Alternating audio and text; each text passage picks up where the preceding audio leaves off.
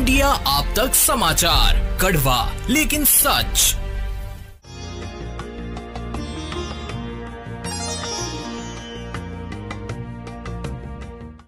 महाराष्ट्र के खाद्य एवं नागरिक आपूर्ति मंत्री धनंजय मुंडे ने मस्साजोग के सरपंच संतोष देशमुख की हत्या के मामले में अपने सहयोगी वाल्मीकि कराड़ पर लगे आरोपों के बाद नैतिकता के आधार पर इस्तीफा दे दिया है। मुख्यमंत्री देवेंद्र फडणवीस ने मुंडे का इस्तीफा स्वीकार कर राज्यपाल को भेज दिया है। आज राज्याचे मंत्री श्री धनंजय मुंडे यांनी माझ्याकडे आपला राजीनामा दिलेला आहे।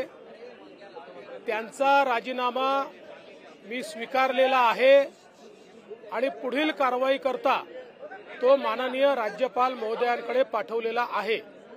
त्यामुळे मंत्री धनंजय मुंडे यांना राजीनामा स्वीकारून या ठिकाणी मुक्त करण्यात आलेलं आहे। जळगावची नवी ओळख वस्त्रनगरी सुरेश कलेक्शन्स अँड क्रिएशन 80 फुटी कांदळदा रिंग रोड राधाकृष्ण नगर चौक छत्रपती शिवाजी नगर जळगाव। सौंदर्य विश्वाची 73 वर्षांची परंपरा Suresh collections and creation Jalgaon.